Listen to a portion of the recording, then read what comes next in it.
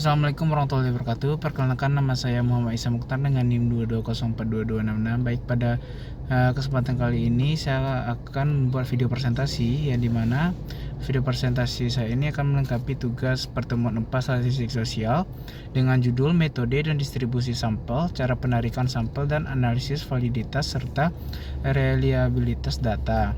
Baik, poin yang akan dibahas yang pertama adalah metode dan distribusi sampel.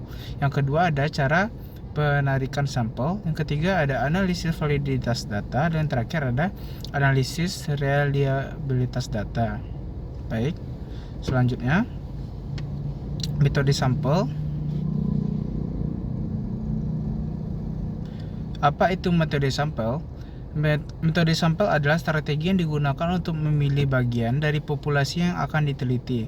Hal ini penting untuk mendapatkan data yang representatif tanpa harus menghabiskan waktu dan sumber daya untuk menguji seluruh populasi. Jenis-jenis metode yang pertama ada probabilitas. Setiap individu dalam populasi memiliki peluang yang sama untuk dipilih. Ini memberikan dasar yang kuat untuk generalisasi hasil penelitian. Contoh, sampel acak sederhana yang dimana semua anggota populasi diberi nomor dan nomor dipilih secara acak. Yang kedua ada sampel stratified yang dimana populasi dibagi menjadi sekelompok atau strata berdasarkan karakteristik tertentu seperti usia atau jenis kelamin, dan sampel diambil dari masing-masing strata. Selanjutnya ada distribusi sampel. Apa itu distribusi sampel? Distribusi sampel menggambarkan bagaimana data yang diambil dari sampel akan tersebar. Ini penting untuk memahami pola dan kecenderungan dalam data.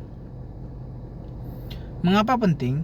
Memahami distribusi memungkinkan peneliti untuk membuat inferensi tentang populasi. Misalnya, jika kita tahu bahwa sampel kita terdistribusi normal, kita dapat menggunakan banyak metode statistik untuk menganalisis data.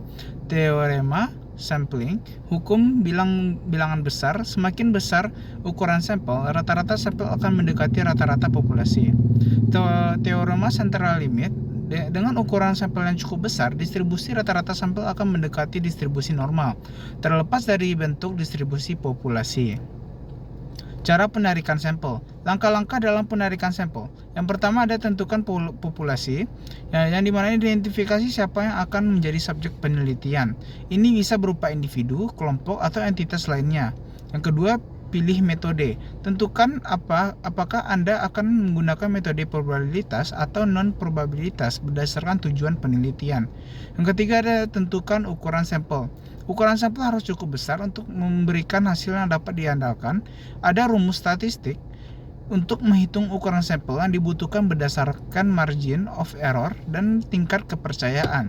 Yang keempat, kumpulkan data. Laksanakan penarikan sampel sesuai dengan metode yang telah ditentukan. Pastikan prosesnya dilakukan dengan cara yang entitas dan transparan. Selanjutnya, analisis validitas data. Apa itu validitas? Validitas adalah ukuran seberapa baik instrumen penelitian mengukur apa yang seharusnya diukur. Tanpa validitas, hasil penelitian tidak dapat dipercaya. Selanjutnya, validitas data. Jenis-jenis validitas data yang pertama ada validitas konten.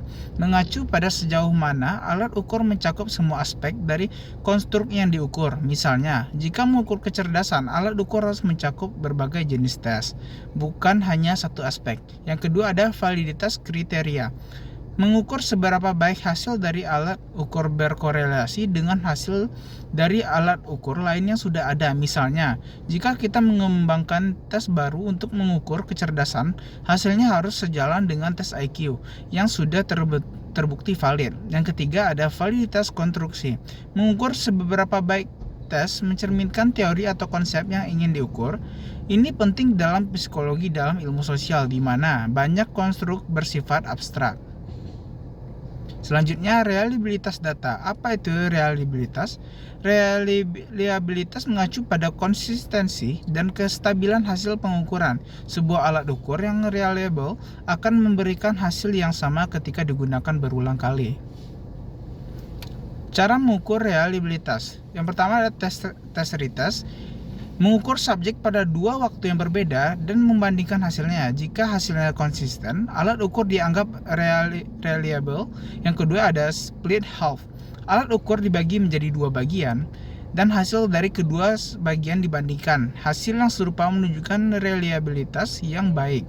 Yang ketiga ada Crowbench Alpha, yang dimana mengukur konsistensi internal dan instrumen ideal untuk alat ukur dengan beberapa item.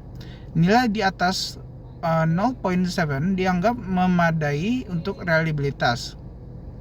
Kesimpulannya, memilih metode dan distribusi sampel yang tepat sangat penting untuk memastikan bahwa hasil penelitian akurat dan dapat digeneralisasikan. Validitas dan reliabilitas adalah dua pilar utama yang memastikan kualitas dan integritas data yang dikumpulkan. Tanpa keduanya, hasil penelitian tidak dapat dipertanggungjawabkan. Baik, mungkin sekian yang dapat saya sampaikan. Saya akhiri. Assalamualaikum warahmatullahi wabarakatuh.